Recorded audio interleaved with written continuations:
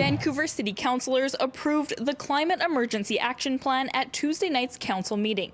But the conversation was dominated by a debate over charging Vancouver drivers a fee to use certain roads in an effort to reduce congestion and emissions. There has been a lot of misunderstanding about what we've approved.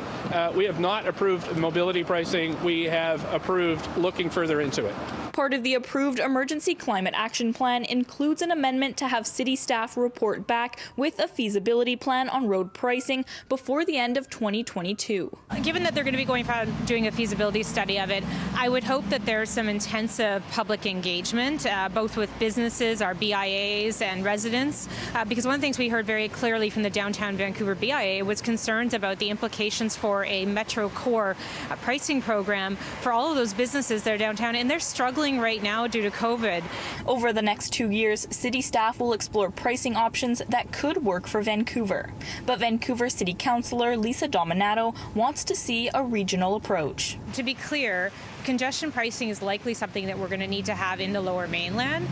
But what I was opposed to yesterday was having a transport pricing framework just for the city of Vancouver, when what we've heard very clearly is that we need to have a regional approach throughout Metro Vancouver, because we have interconnected economies, interconnected businesses, employment across the Lower Mainland, and there really was no consideration for that.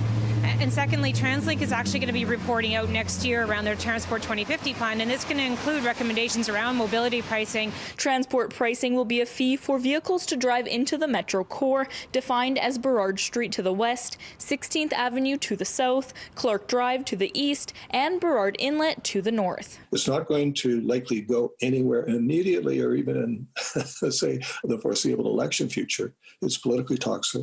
And secondly, good time to study and look at the technology and how it's changing and the kind of city that we need to deal with than to make expensive decision too soon. There are a number of ways that mobility pricing can be accomplished, and the ways that are most commonly known, like for example tolls, that's not currently within the city's jurisdiction. However, there are other simpler measures. So what we need is our legal teams to look at what's possible, and that's what was approved last night. Mayor Kennedy Stewart says the next 2 years will consist of public consultation. There will be, I think, at least 18 months of consultation on any of these proposed changes that were approved yesterday. And changes like mobility pricing won't come into play until 2025. It's important for your viewers to know that this is working on a plan for 5 years from now. So people were concerned because they thought it might happen January 1st. It's not.